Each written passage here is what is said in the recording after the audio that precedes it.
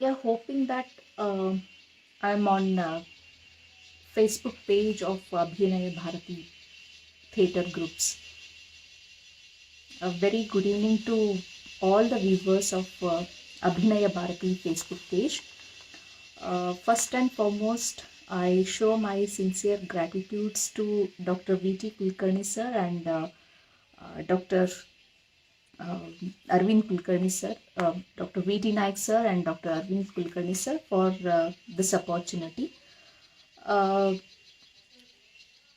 that uh, I'm am I audible to all of you, because unless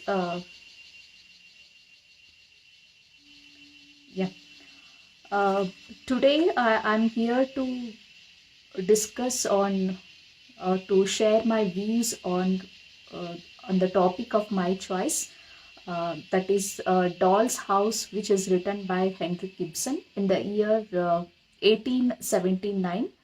um, I would like to focus on one of the significant aspects of this play is how can we consider this play as a modern tragedy, because we all know that as the might be the the very passionate reader of literature, or very enthusiastic students of literature, and suppose we know more about this play, most of the time this play is read based on how it is considered as a play of feminism or feministic point of view from most of the time.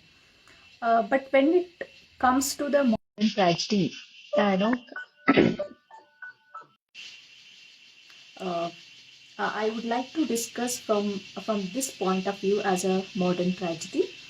Uh, Before getting into this play, from this point of view, I would like to bring the attention of the viewers here. What is the differences? What are the differences we can find between classical tragedy and modern tragedy? Unless we understand the differences between these two, it is quite difficult to understand the play from the point of view as a modern tragedy. Uh, when it comes to the classical tragedies, typically we find one main character, whereas when it comes to the modern tragedy, we find multiple characters, because only one character is not considered as a main character. Almost all the characters, though they are playing a very minor role, we can treat them as major characters in the play. And we talk on the protagonists of the plays. So typically when it comes to the classical tragedies, and we find the protagonists most of the time from a very noble or royal families, whereas when it comes to the modern tragedies, and we find the characters from very ordinary or very common or very middle class families, having such a kind of very background. And when it comes to the construction of the plot, and we find the plot construction, one unified plot construction when it comes to the classical tragedies. But when it comes to the modern tragedies, we can find multiple, the plots, because as I told you at the beginning itself, that is, we find, you know many characters, and we can treat them as the main characters, and simultaneously we can find the multiple plots in the play itself. So when it comes to the time spans, and whereas in come to the modern plays, they are very more realistic time spans we can find out in modern tragedies. And the story is about royalty, ambitions, or attempts to unify or save the kingdoms. And based on these kind of, the stories, we find the tragic or the tragic plays. Whereas modern tragedy, ordinary people, and they are the main characters or the protagonists, and focusing on the problems what they face in a very realistic mode. It might be related to their problems or very ambitiousness or the aspirations what they have, and how their ambitions and how their aspirations can bring the tragedy to their life. So this the differences, and simultaneously when it comes to the elements of the classical tragedies, we find catharsis like elements, but when it comes to the modern tragedy, we find irony, sarcasm, and one another very significant, the differences between classical and modern tragedy is uh, fate, or what we call the divine power, plays a very significant role, or uh, a very significant role in the life of protagonist or the main character. And most of the time it may cause for the tragic flaw to the character or the main character protagonist. Whereas to the modern tragedy, of course, this fate or divine power can play the role, but comparatively to this classical tragedy, very less, the space we can find out with respect to the divine or the, the divine power or the fate. So these are all the major differences we can find between the classical tragedy and modern tragedy.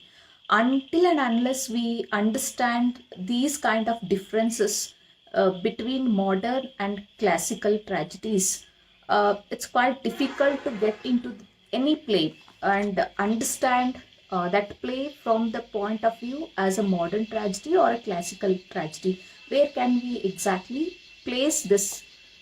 So I studied the play, entire play as a doll's house. Most of the time, as I told at the very beginning, this play has been discussed and criticized from the feministic point of view. And I try to bring the attention of the viewers with the different kind of elements, because any work of art for that matter, and we can get into the work of art from the different angles, but it's depend on the writer or a speaker how can we define that. And suppose I say it is a modern tragedy, I should justify my, the statement, how can I consider this as a modern tragedy, having a little difference with respect to the classical tragedy. As I told you, because of that reason, I brought your attention what are the major differences we can find between classical and modern tragedies. And before getting into this play, Doll's House, of course, most of the time, even I, talk on this play as a from the feministic point of view. But this time, I would like to bring this from this point of view as a modern tragedy. Uh, Before 20th century, the plays what were written, most of them were the classical tragedy. You can, just recall the Oedipus, or almost all the plays of William Shakespeare, or the contemporaries of William Shakespeare's plays.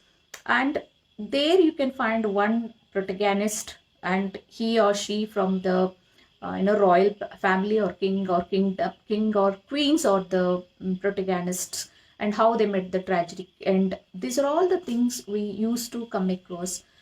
But Henrik Ibsen, and this play, as I told you, it is written in 1879, means last part of the 19th century.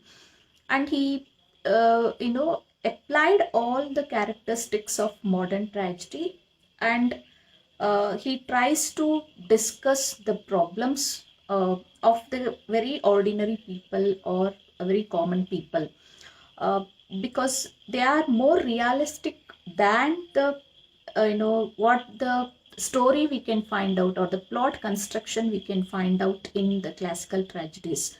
So because when we read the characters or the dialogue of a characters in modern tragedy, almost all the readers, they feel that they themselves are finding in that character, because what the life we have been leading as a ordinary people or very common people, what the problems we have been coming across in our day to day life, and the same thing we can find in almost all the characters of any work of art for that matter. So keeping all these aspects, I would like to display and discuss on this play.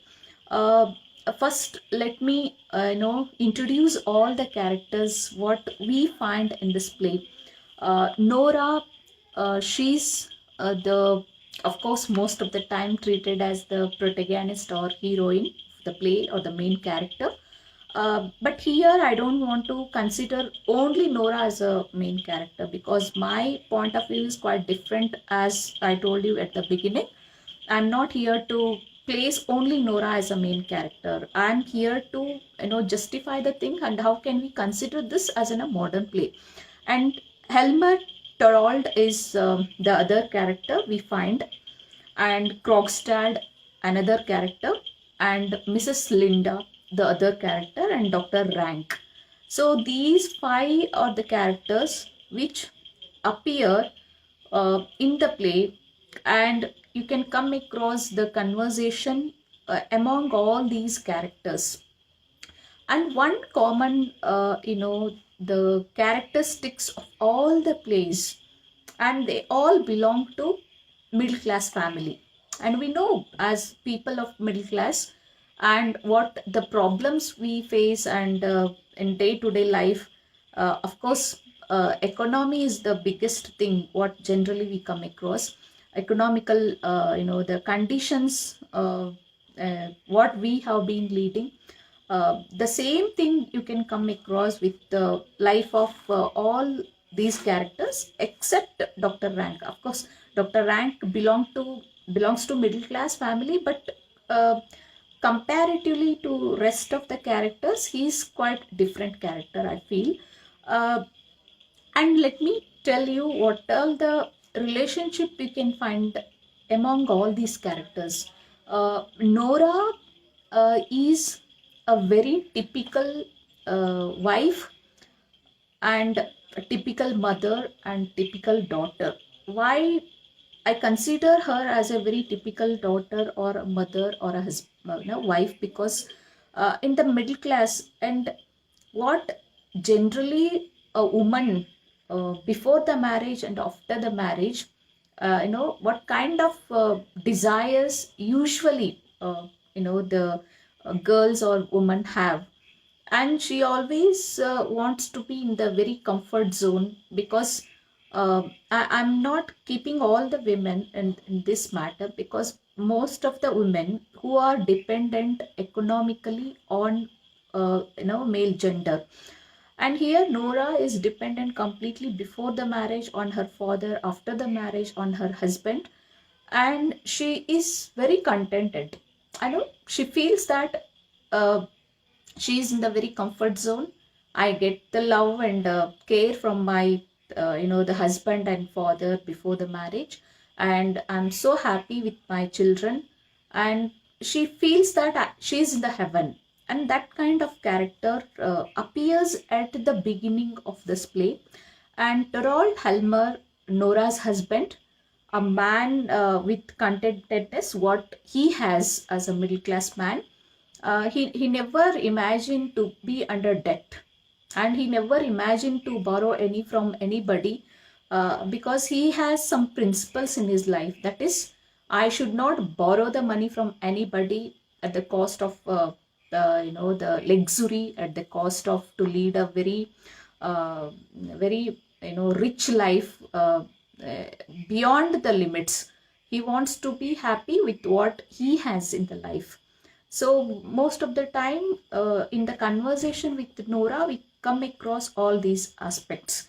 And Krogstad is another character, and before what he is doing, as a professionally, he's one of the employees in the banks where Torold Helmer or Helmer Torold, where he's working as a bank manager. And Krogstad is a bank manager, Krogstad is one of the employees who work as a subordinate to Thorold. But when it comes to early life, he was a lawyer and he left his job and later he joined in the bank. And Mrs. Linda is the other character, a close friend of Nora in her childhood days. After a very long gap, they met and they had some conversation with respect to their problems and everything. So Dr. Rank is a family friend to Nora and Torald Helmer, but most of the time you can come across is so happy to spend the time with Nora rather than Helmer, because he can freely discuss and he can freely move with Nora. So this is the basic information I would like to keep in front of you. And how can we justify uh, this is the modern tragedy? As I told you, these are all the characters belong to middle class, very ordinary families. And Nora, at the beginning of the play, and she's so much busied with the preparation of for the Christmas Eve with her little thoughts, that is with the little children.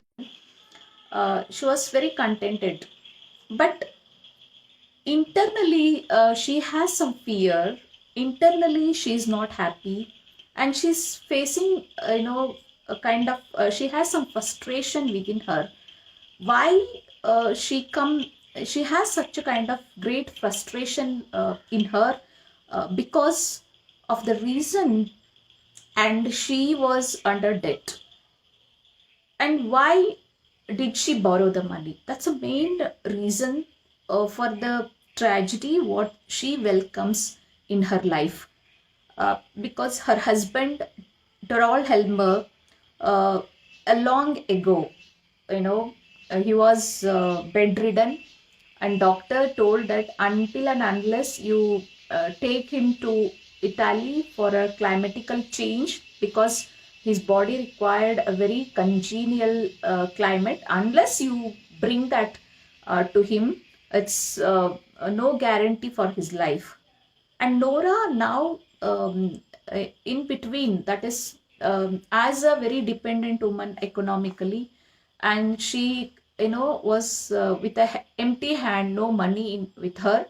And on the other hand, her husband is on the deathbed, and no hopes at all, as doctor told. But she desperately wants her husband get back soon and get the life soon.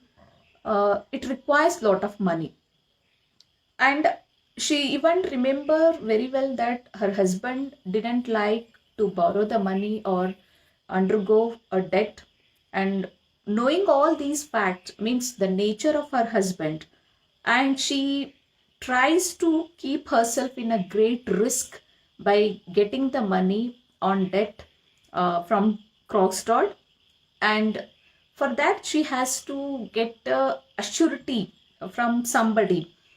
And then she thought of, because as a middle class woman and totally dependent, not earning anything, and who will give the surety? That's the biggest question arises, most of the time when it when we start reading. And being an employees, most of the time the people, if we approach them for the surety, and they most of the time they never go for it, because it's a money matter, of course.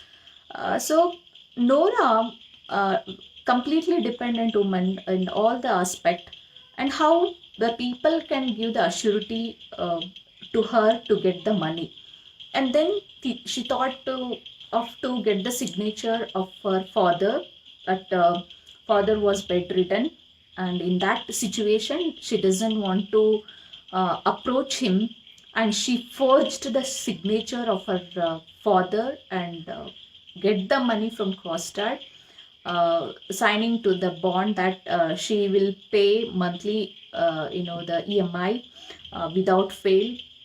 And these are all the the internal frustration what we can see in the character of Nora. Of course, everything went well. After getting the money, she took her husband to the place which is suggested by the doctor, and immediately he recovered, and he was so happy and contented. Because of my wife, I am here today.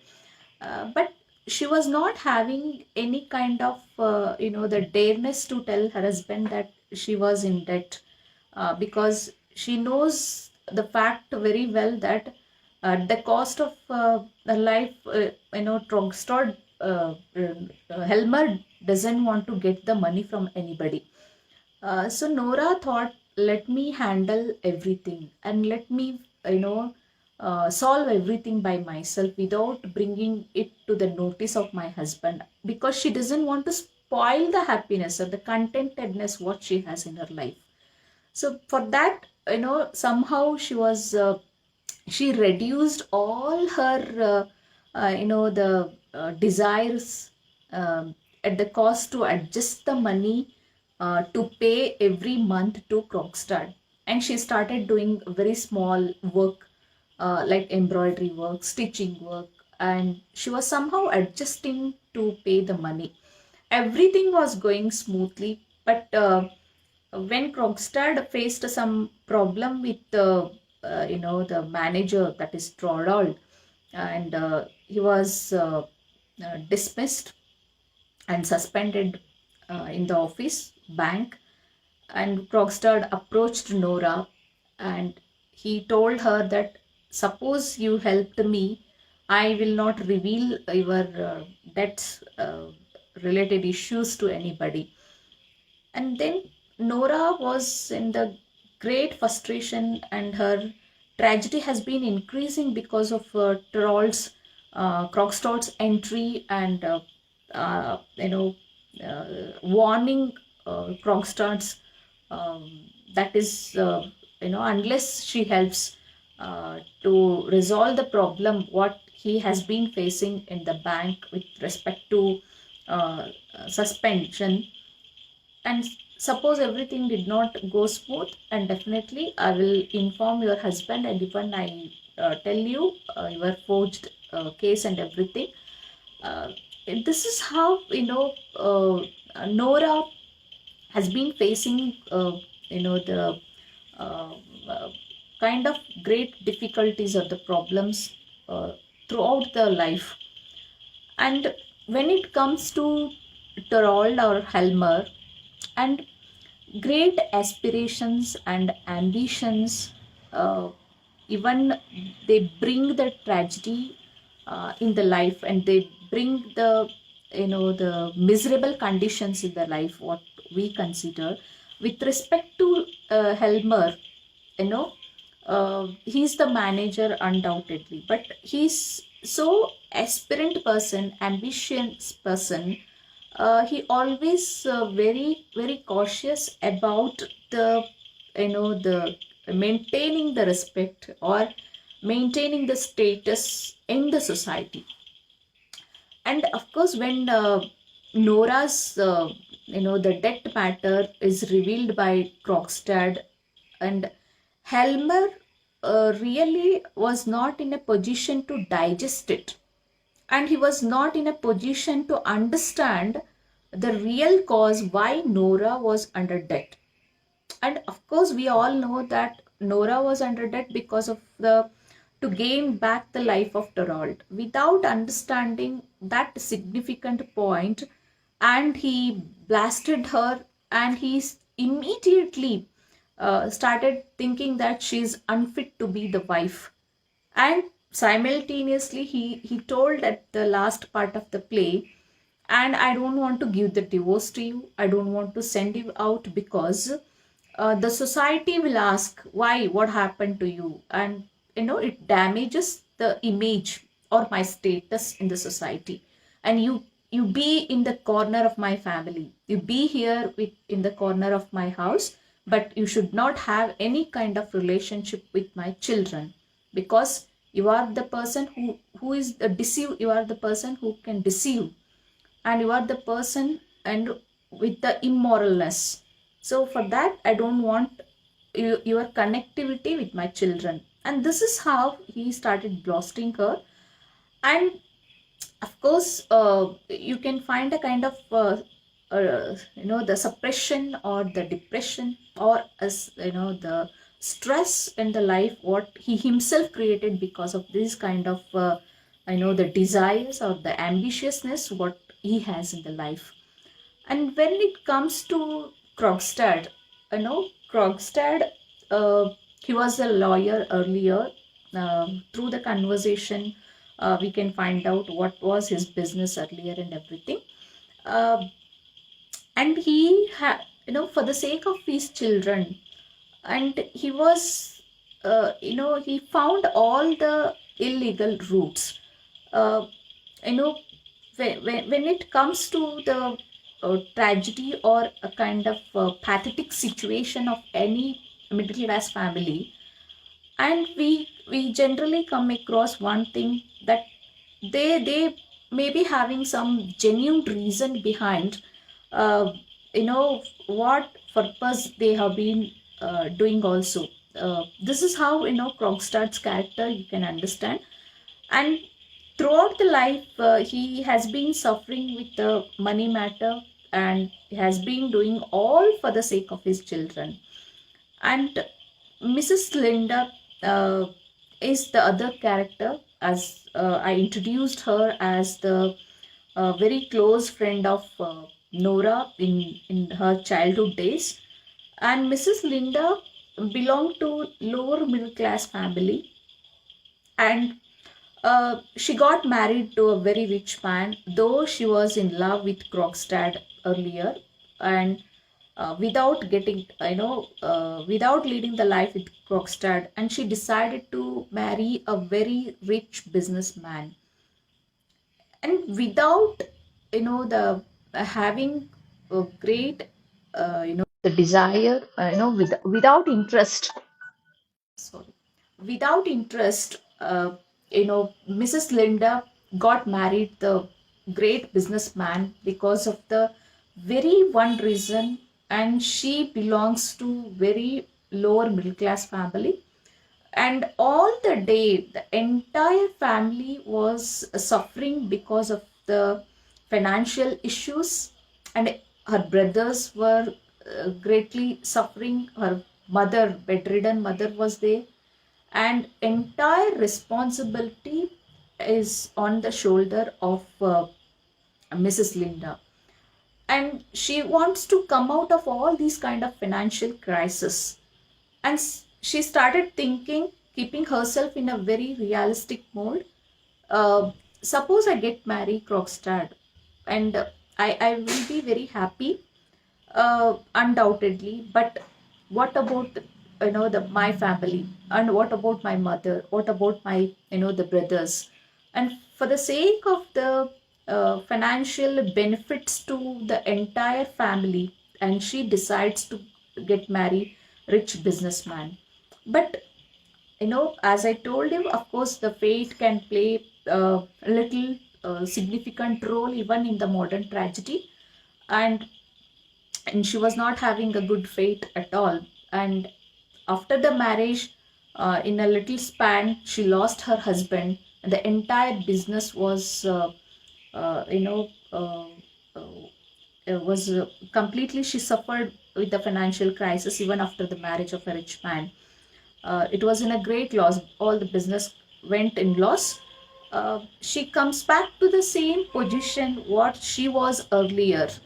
Her all the desires were collapsed because of the loss of the business and even the death of her husband. And later she started working in a school, and she looked after her brothers, and she looked after her the entire family. And this is while reading this character, even we, most of us, we find ourselves in these characters. Nora and Torald, Krogstad, and Mrs. Linda, and these four characters, in one or the other way, and they have been suffering because of one or the other reasons. And of course, they all belong to middle class family. And when we read all these characters, some of us we find ourselves in the character of Nora, and some of us we find in the character of Terol, and some of us we might find ourselves in the character of Krogstad, and some of us we find ourselves in the character of Mrs. Linda. And these are all the the elements or the characteristics which are very much suitable to modern tragedy. For that sake, I would like to connect or keep this play as a modern tragedy. And another important aspect, that is, of course, it is entire play is not full of tragedy. Somewhere you can find the joyousness or the happiness, merriment. Whenever Nora and Dr. Rank were in the conversation, you can come across kind of joy moments. And at the beginning of the play, Nora was so joyous in the preparation of the for the preparation of the Christmas Eve. Uh, Keeping aside these kind of joyous moments, internal, the tragedy what they have, very much suitable to the modern tragedy, I feel most of the time. And at the with these things, I would like to conclude my words in last 3 4 minutes.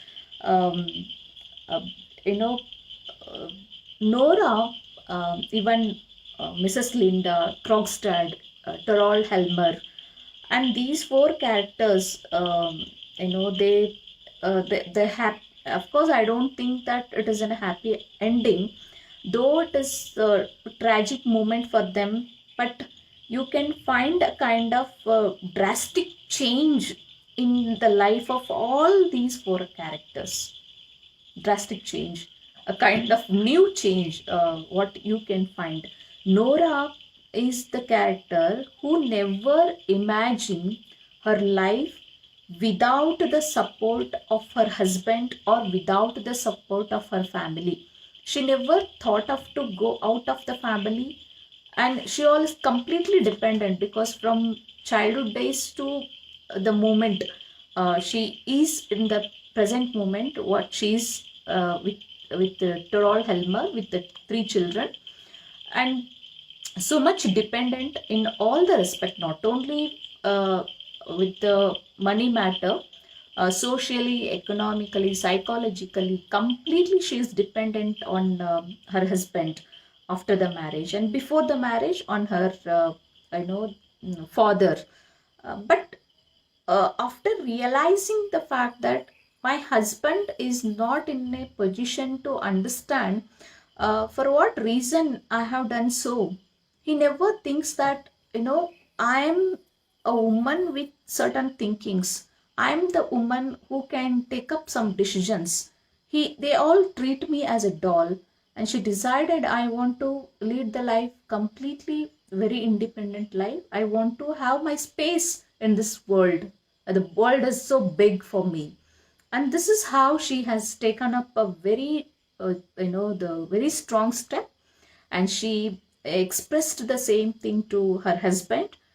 And of course, Dorald, it's a great shocking thing for him, because uh, after everything was sorted out, he accepted her as usual, but Nora rejected. And it is a kind of radical change you can come across. Torald is not in a position to receive this kind of change, newness in what she is about to face and about to accept in her life. And Linda and Krogstad, who were in the great suffering from the beginning, and they both decided to get married and lead a very happy life. Of course, a kind of change you can come across. We never find a kind of tragic flaw with these characters. Of course, that comes to the classical tragedies. When it comes to the modern tragedies, a kind of new change you can find at the climax of a tragedy or a play. These are all the the some of the views I would like to put in front of all the viewers of Abhinayabharati Facebook page. With these words, I would like to conclude my words. I once again express my thanks to Dr. V.T. Naik sir and Dr. Arvind Kulkarni sir for their support and the opportunity to express my some of the views on the topic of my choice. Thank you so much.